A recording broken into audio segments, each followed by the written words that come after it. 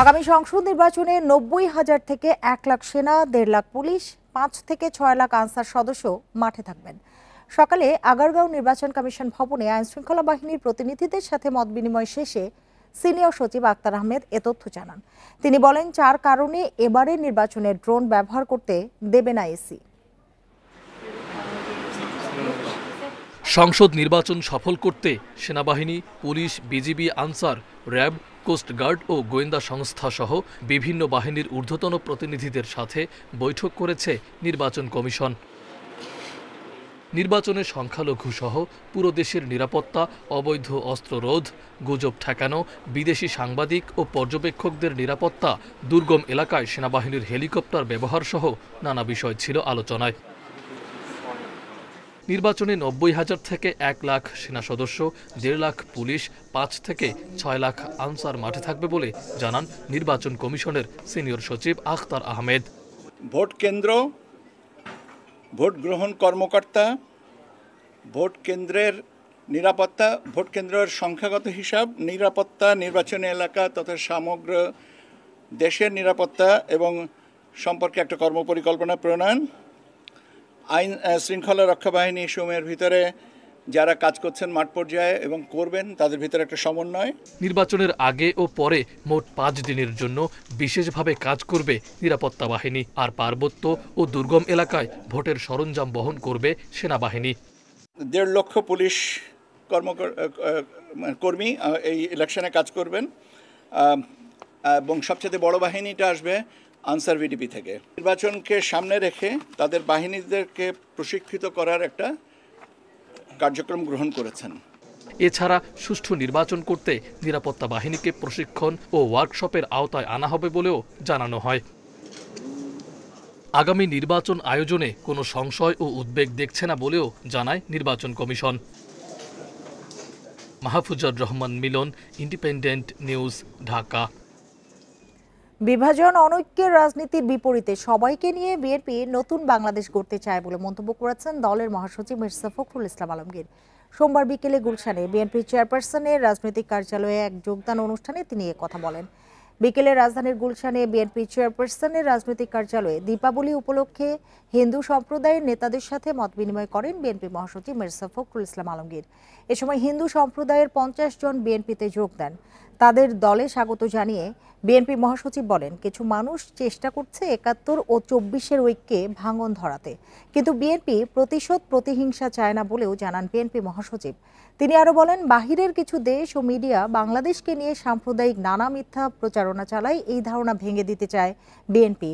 আইনশৃঙ্খলা বাহিনীর প্রতি স্পষ্ট জানিয়ে দেন, তারা যেন সংখ্যালঘু সম্প্রদায়ের কোনো হয়রানির কারণ না হন। জাতিভেদ, বিভিন্ন সমস্যা, রাজনীতির কূটচক্রের কারণে আমাদের মধ্যে মাঝে অনেক বিভেদ সৃষ্টি করার চেষ্টা করা হয়েছে, আমাদের মধ্যে বিভাজন সৃষ্টি করার চেষ্টা করা হয়েছে। কিন্তু আমরা বরাবরই আমাদের দলের যে আপনার যে দর্শন, অর্থাৎ বাংলাদেশি জাতীয়তাবাদ, সেই দর্শন নিয়ে আমরা কিন্তু বাংলাদেশে সকল ধর্মের মানুষকে একতাবদ্ধ করার কথা বারবার বলেছি। এবার ত্রয়োদশ সংসদ নির্বাচন ঘিরে আমাদের বিশেষ আয়োজন, গণতন্ত্রের যাত্রা।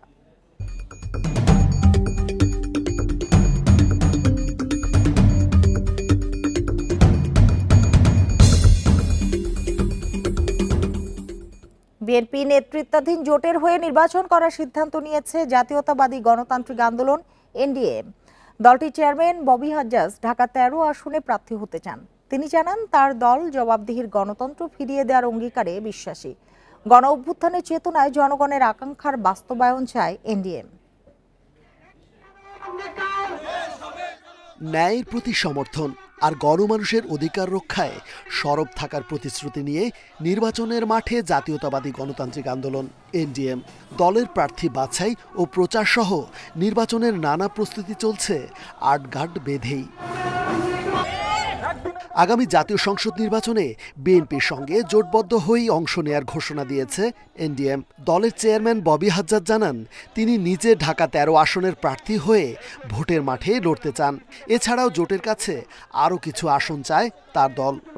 যুগপৎ আন্দোলনে আমরা সবাই একত্রিত ছিলাম। সো সেই যুগপৎ আন্দোলনে একত্রিত থাকা হিসেবে আগামী নির্বাচনেও আমরা জোটবদ্ধভাবে নির্বাচন করার প্রয়াস আমাদের প্রথম থেকেই ছিল। সেগুলো নিয়ে আমরা এখন কাজ করছি। সো আমাদের জোটের যেমন যুগপৎ আন্দোলনের নেতৃত্বে ছিলেন বিএনপি, বাংলাদেশ জাতীয়তাবাদী দল। সো জোটের নেতৃত্ব আছে বিএনপি। সো বিএনপির সাথে গত বেশ কয়েক মাস ধরে আমাদের সকলের আলোচনা চলছে, আমরা যারা আন্দোলনে একত্রিত ছিলাম। দেশ হবে জনতার, এই স্লোগানে জবাবদিহির গণতন্ত্র ফিরে দেওয়ার অঙ্গীকার নিয়ে নির্বাচনের মাঠে ভোটারদের হৃদয় জয় করার কথা ভাবছেন এনডিএম এর চেয়ারম্যান। যে দেশ হবে জনতার, যেটা এতদিন যার জন্য ফ্যাসিবাদ বিরোধী আন্দোলনে আমরা লিপ্ত ছিলাম, স্বৈরাচারের বিরুদ্ধে আন্দোলন করেছি, কারণ দেশ জনতার কাছ থেকে ছিনিয়ে নেওয়া হয়েছিল। আমাদের প্রতিজ্ঞা দেশের জনগণের কাছে যে জবাবদিহিতামূলক গণতন্ত্র তাদের হাতে আমরা ফিরিয়ে দেব। নির্বাচন ঘিরে নানা মহল অপপ্রচার চালালেও বিগত 16 বছরের মধ্যে একটি সুষ্ঠু, অবাধ ও নিরপেক্ষ নির্বাচন হবে বলে আশা এনডিএম এর। এতখানি কনফিডেন্স যে ফ্রি অ্যান্ড ফেয়ার একটা নির্বাচন ফেব্রুয়ারি মাসে আমরা পেতে যাচ্ছি ইনশাআল্লাহ। রেজওয়ানুল হক, ইন্ডিপেন্ডেন্ট নিউজ, ঢাকা। এমপিওভুক্ত শিক্ষকদের আন্দোলনে সংহতি প্রকাশ করল বিএনপি। সরকারকে 3 দফা দাবি পূরণের আহ্বানও জানিয়েছে দলটি। কেন্দ্রীয় শহীদ মিনারে শিক্ষকদের অবস্থান কর্মসূচিতে গিয়ে একথা জানান দলের যুগ্ম মহাসচিব শহীদ উদ্দিন চৌধুরী অ্যানি। এদিকে দাবি পূরণ না হলে আরও বড় কর্মসূচির হুঁশিয়ারি দিয়েছেন শিক্ষক নেতারা।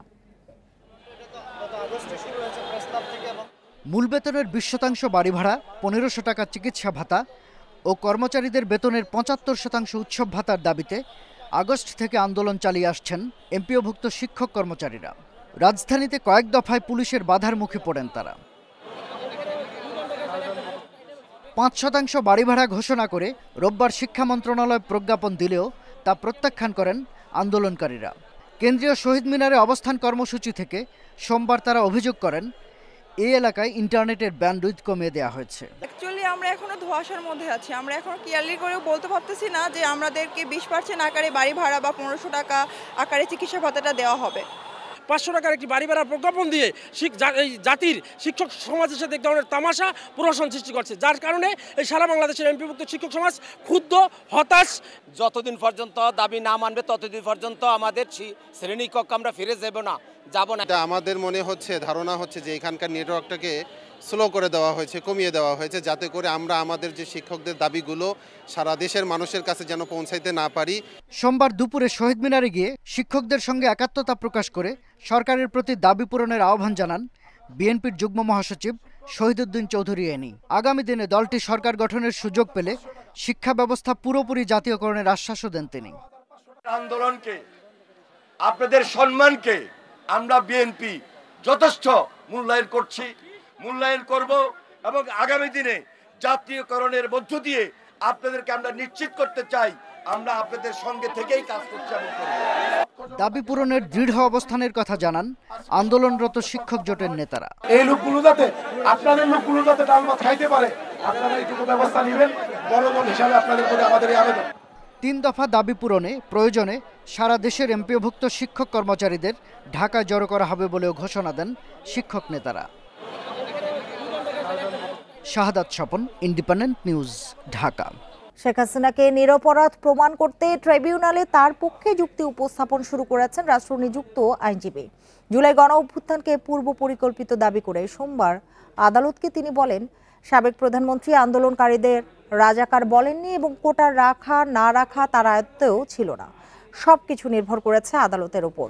কাল বাকি যুক্তি উপস্থাপন করবেন তিনি।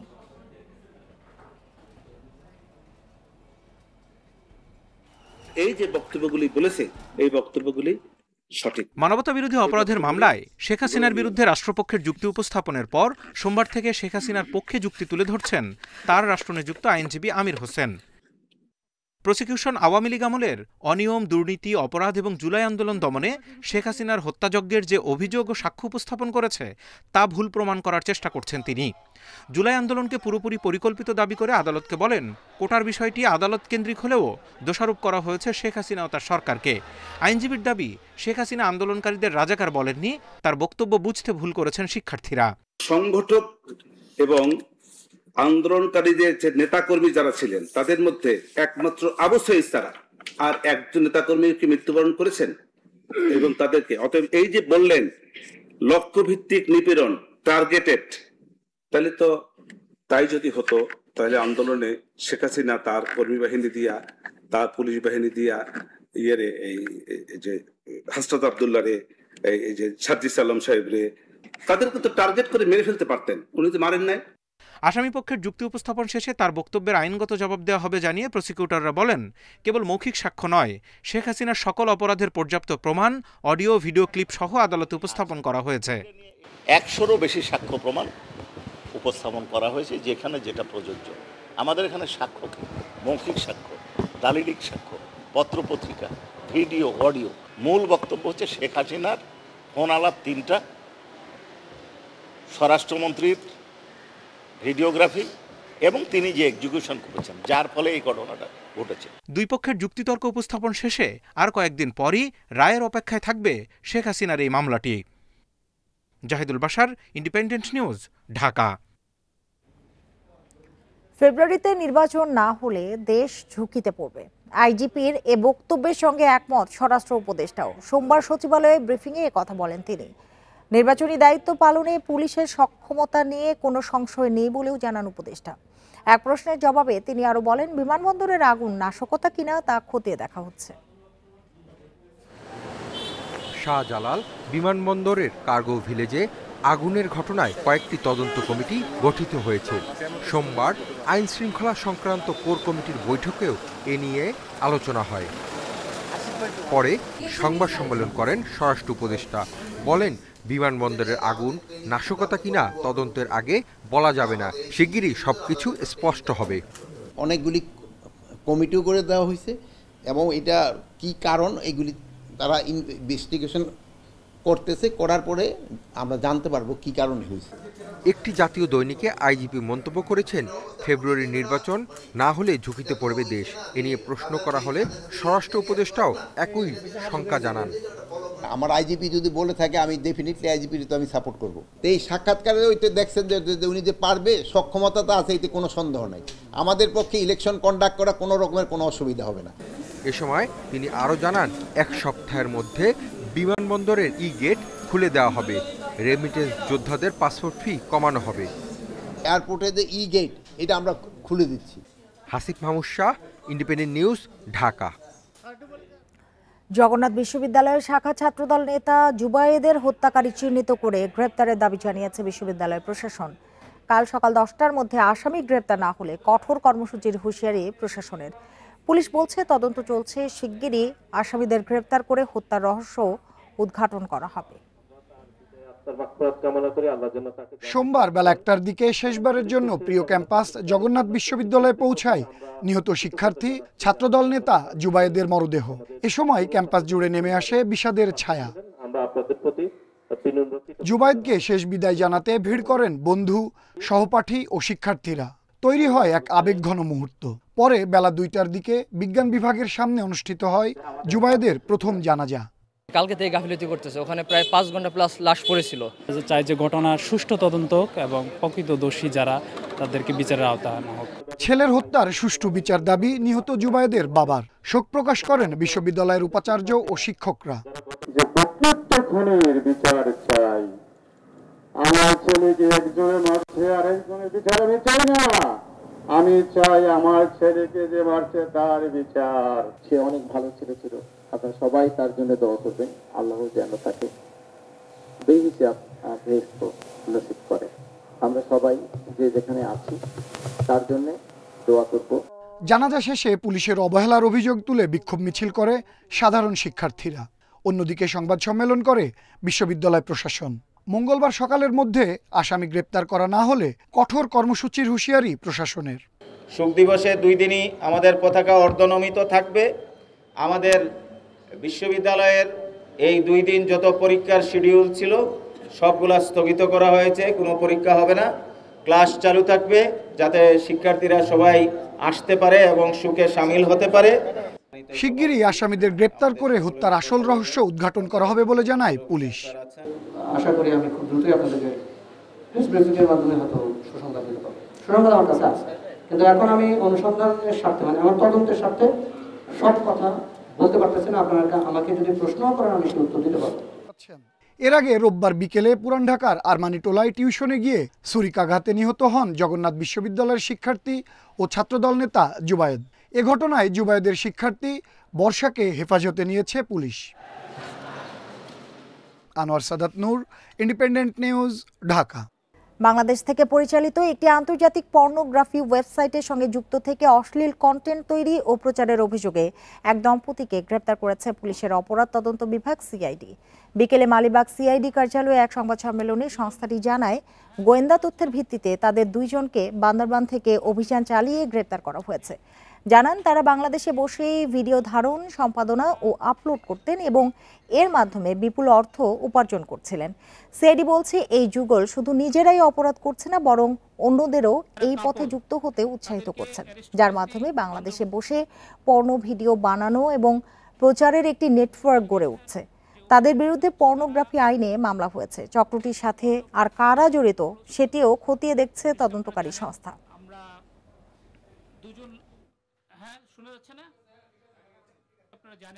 আমরা মনে করি যে আমাদের টোটাল নৈতিক মূল্যবোধের প্রতি আঘাত এবং আমাদেরকে ইন্টারন্যাশনাল সোসাইটিতে ডাউনগ্রেড করছে। এজন্য আমরা তাদেরকে অ্যারেস্ট করে পরবর্তীতে বিজ্ঞ আদালতে সোপর্দ করা হবে। তাদের বিরুদ্ধে আইনানুগ সকল ব্যবস্থা গ্রহণ করা হবে।